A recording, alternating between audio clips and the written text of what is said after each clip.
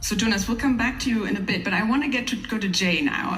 There's one of my favorite stories about Mahatma Gandhi was when he traveled to Britain and somebody asked him, what do you think about Western civilization? And he said, I think it would be a good idea. Western writing. Yeah. So let me paraphrase that slightly as we're having this discussion, this tortured discussion. What do you think about Western democracy? Well, look, before I do that, let me, because I think I appear to be an optimist in what is a relatively pessimistic panel, if not room. So I'll begin by sticking up my finger, and don't take it badly, it's the index finger. The mark you see on my nail is a mark of a person who's just voted. We just had an election in my state, just over. Last year, we had a national election. In Indian elections, roughly 2/3 of eligible voters vote. At the national election, electorate of about 900 million, about 700 million voted. We count the votes in a single day. Nobody disputes the result after it's announced.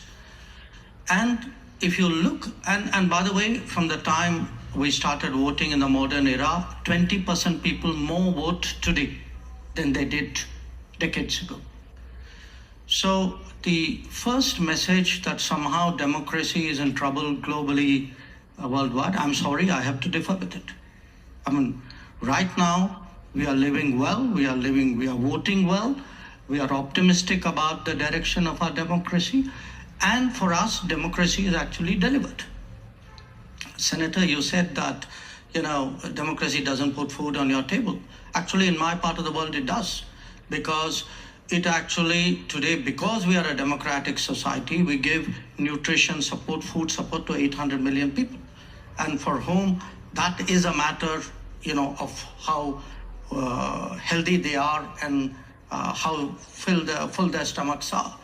So the point I want to make is, look, different parts of the world are going through different conversations. Please do not assume that this is some kind of universal phenomenon. It is not. There are parts where it is working well. Maybe there are parts where it's not. And the parts which are not, I think people need to have an honest conversation about why it's not, But I would argue that as to an extent, as someone dispassionately viewing it, which was your question, there are some problems. A lot of it is an accumulated problem of the model of globalization that we've followed for the last 25, 30 years. I think a lot of chickens have come home to roost. Yes, there are issues, but from our perspective today, for us, democracy is delivered. We have a visibly less elitist society.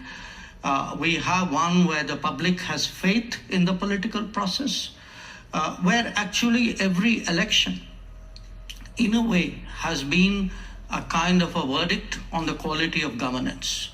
That, I told you we just voted in one, my party won that election. We were in the opposition earlier. We had a national election, my party won that election too, and we were incumbents. And we feel, if Prime Minister Modi got elected for the third time, the ruling party got elected, and to a large extent it is because of the delivery through democratic systems. So it is healthy, it is well, maybe not all over the world, but let's not make that universal. I think that's a good point. And in fact, I was going to ask you a follow-up question here before I'm going to open it up to the floor. So do get your questions ready.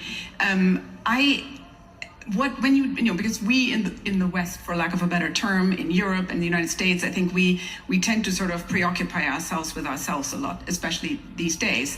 And I think, all the middle powers that are increasingly important, especially in our foreign policy, in the various conflicts that we're involved involved in, for better or for worse, I think they have their own views of what systems work and what don't. We used to assume in the West that our system is the one that everybody wants to adopt over time. So I guess the question to you, India, of course, being the largest democracy in the world, is your sense among your counterparts in, again, for lack of a better term, the global South, that democracy is still a system people aspire to, countries aspire to, or are there now powerful alternatives, such as the Chinese model, which may be more attractive to people?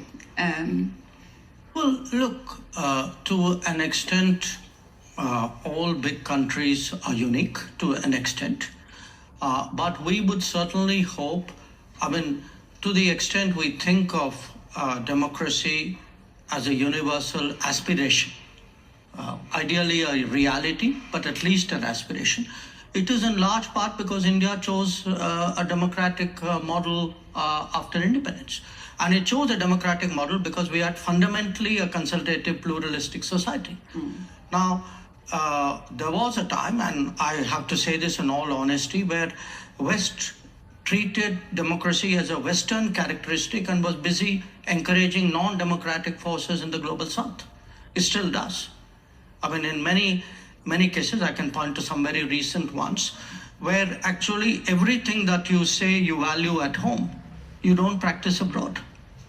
So I do think the rest of the global South will view, the successes and the shortcomings and the responses of other countries. They will also ask themselves which ones of them they relate to. I would argue that in many ways, India, because it's historically been an open society, one very much linked with the world, many countries of the global South are more likely to say the Indian experience is more transposable to their societies than perhaps those of others.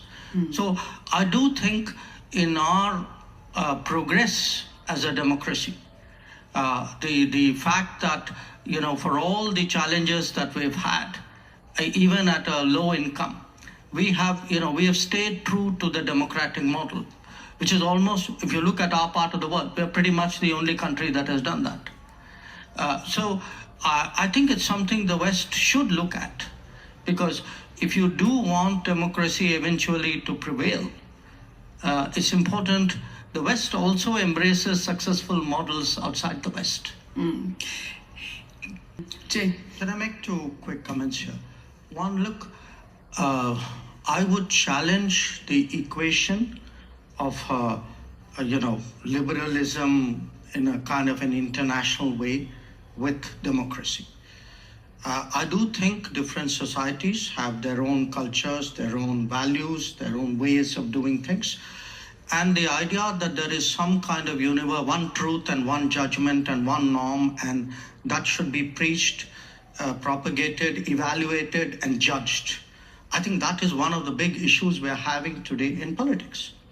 And it is done by think tanks, it's done by people who do ratings, it is done by newspapers.